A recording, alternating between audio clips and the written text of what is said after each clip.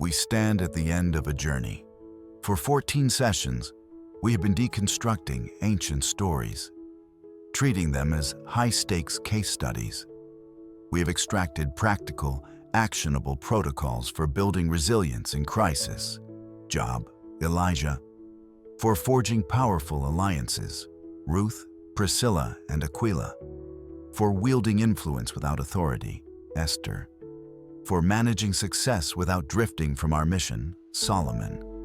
And for intervening effectively in a chaotic world, the Samaritan. We have built a powerful toolkit, an arsenal of strategies. But having a collection of great tools is not the same as having a unified, integrated system. Having brilliant software applications is useless if you don't have a stable, powerful operating system to run them on. What is the underlying operating system that integrates all these protocols? What is the foundational source code that makes resilience sustainable, makes teamwork synergistic, makes influence ethical, and makes intervention truly effective? Is there a single, unifying framework that sits underneath everything else? A system behind the systems? I believe there is.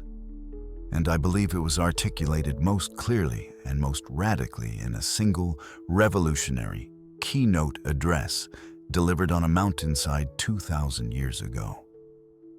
It's known as the Sermon on the Mount, but we are not going to analyze it today as a religious sermon. We are going to deconstruct it as the installation manual for the most powerful, counterintuitive, and ultimately most successful operating system for leadership and life ever conceived. This is the Kingdom OS, and installing it requires us to fundamentally rethink our core assumptions about how the world works and how success is truly built. This is the capstone, this is the integration. If you are ready for the final piece of the puzzle, hit that like button. Let's install the OS. The Sermon on the Mount, recorded in the Gospel of Matthew chapters 5 through 7, is Jesus' inaugural address as the CEO of a new kind of enterprise, the kingdom of heaven operating on earth.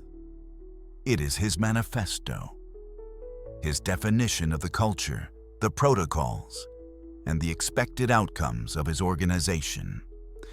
And the core logic of this OS is completely inverted from the world's standard operating procedure.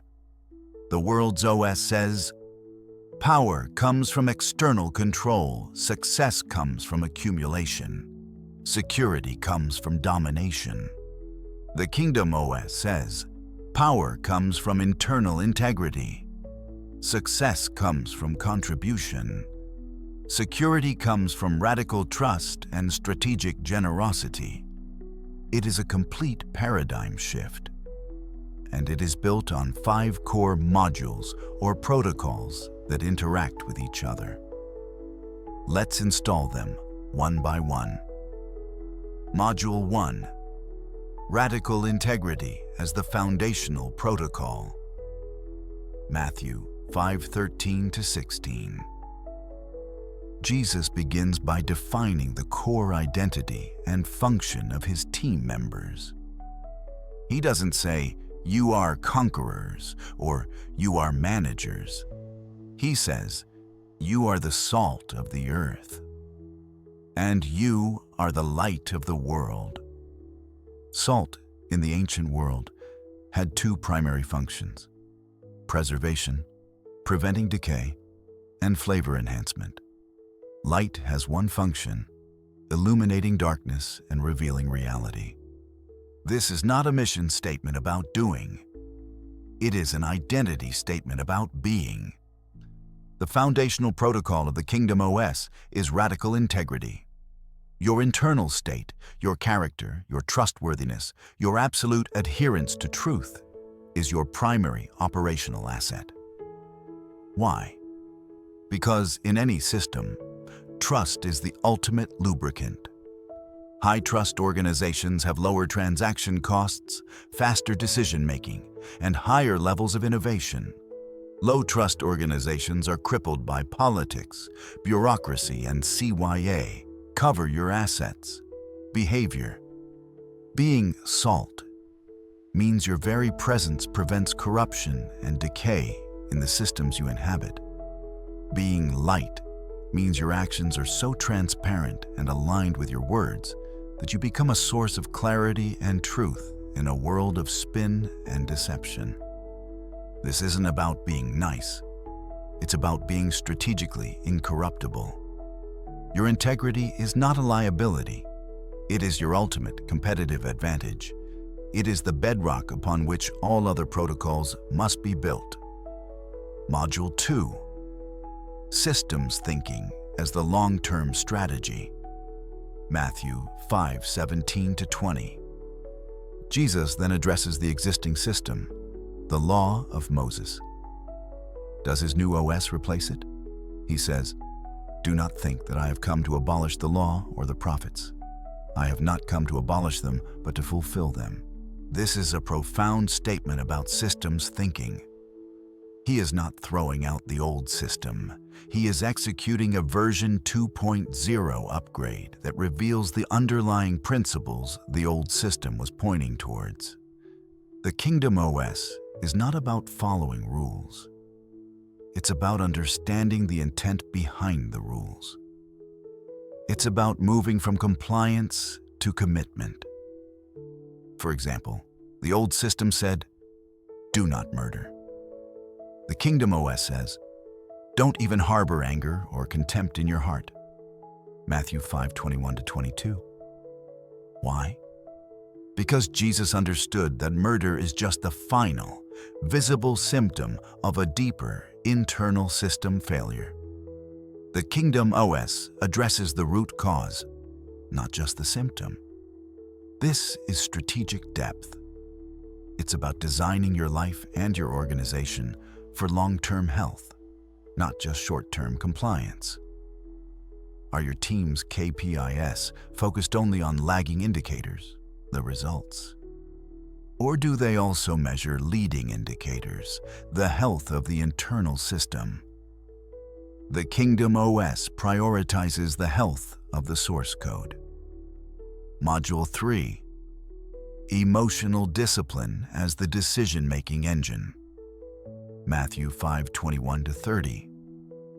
This module flows directly from the last. Jesus goes deeper, targeting the two most powerful and destructive internal forces, anger and lust. He equates internal, unmanaged anger with murder. He equates internal, unmanaged lust with adultery. Why such a radical standard? Is he trying to make us feel guilty?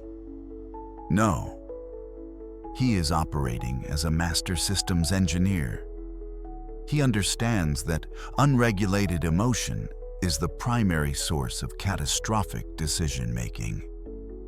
Anger clouds judgment. Lust compromises integrity. Both lead to actions that destroy trust, break relationships, and derail the mission. The Kingdom OS demands a ruthless internal audit and regulation of our emotional state. It requires us to install firewalls, not just around our actions, but around our thoughts and intentions. This isn't about becoming emotionless robots. It's about becoming leaders whose decisions are driven by wisdom and principle, not by reactive, short-term emotional impulses. This level of emotional discipline is the prerequisite for the strategic patience required by protocols like Esther's, or the clear-headed risk assessment required by the Samaritans. Module 4. High-trust contracting as the efficiency protocol. Matthew 5:33-37. Next, Jesus tackles the issue of oaths and promises. The existing system was complex. Certain oaths were binding, others weren't. It was a lawyer's paradise. The Kingdom OS simplifies it radically. Do not swear an oath at all. All you need to say is simply yes or no. Anything beyond this comes from the evil one. This seems like a small point, but it's strategically revolutionary. He is proposing a system where trust is so high and personal integrity, Module 1, is so absolute that complex contracts and verbal gymnastics become unnecessary. Imagine an organization where every yes means yes and every no means no. Imagine the speed of execution. Imagine the reduction in friction, in negotiation costs, in monitoring and enforcement. This is the operational efficiency that radical integrity creates. It allows you to move faster, build stronger alliances, and operate with unparalleled agility. Your word becomes your bond, the most valuable currency you possess. Module 5. Strategic non-retaliation and proactive generosity as the ultimate influence play. Matthew 5:38-48. This is the final and most radical module. It deals with how to handle opposition, conflict, and enemies. The world's OS says, an eye for an eye. Meet force with force. Protect your rights. Destroy your competitors. The Kingdom OS inverts this completely. First, strategic non-retaliation. If anyone slaps you on the right cheek, turn to them the other cheek also. This is not passivity. It is a calculated move to break the cycle of violence and expose the injustice of the aggressor. It is a form of asymmetric engagement that often confounds the opponent. Second, proactive generosity. If anyone wants to sue you and take your shirt, hand over your coat as well. If anyone forces you to go 1 mile, go with them 2 miles. This is about exceeding expectations so dramatically that you transform the dynamic. You are not just complying, you are taking control of the narrative through unexpected generosity. Finally, the ultimate inversion. Love your enemies and pray for those who persecute you. This is not a call for warm feelings. This is the ultimate strategic play for long-term influence. Why? 1. It neutralizes their aggression. Your refusal to play the game of hatred disarms them.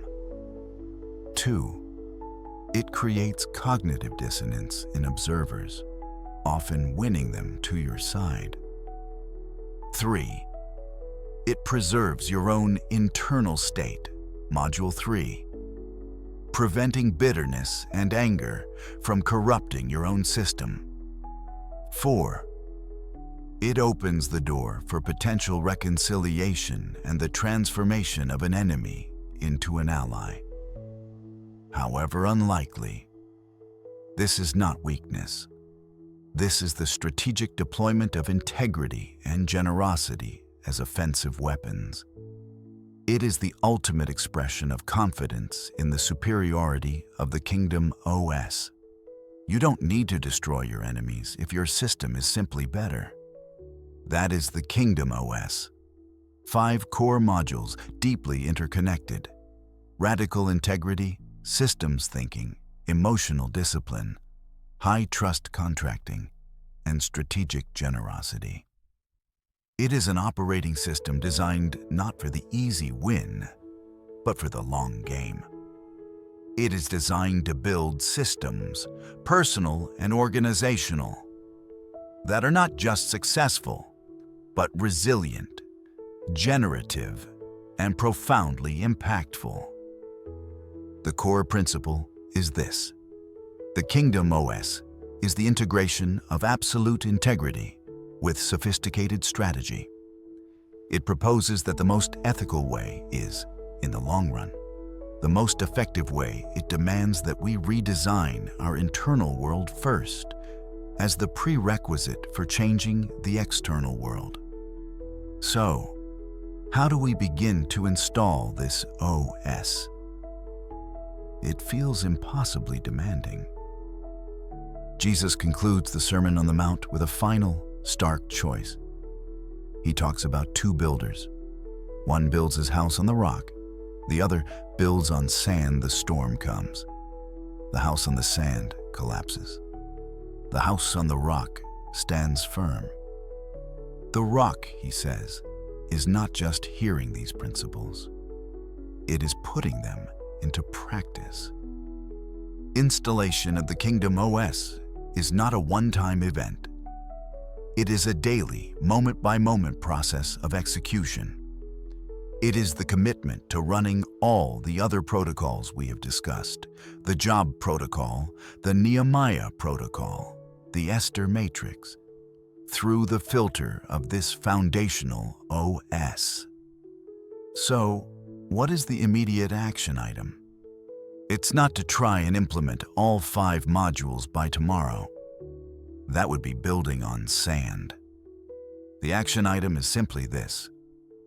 Choose one module, just one, and for the next 7 days, make that module your primary focus. Maybe it's Module 1, Radical Integrity. For 7 days, commit to absolute transparency and truthfulness in every interaction. Maybe it's Module 3, Emotional Discipline. For 7 days, commit to pausing and analyzing your emotional state before every significant decision. Choose one and execute. Because the Kingdom OS is not installed by understanding it. It is installed by doing it. One protocol, one decision, one day at a time. This concludes our first season of deconstructing ancient wisdom for modern strategy. We have covered immense ground. We have built a powerful toolkit. But the tools are worthless if they sit on the shelf. The operating system is useless if it is not running. The ultimate measure of this channel's success is not how many views we get.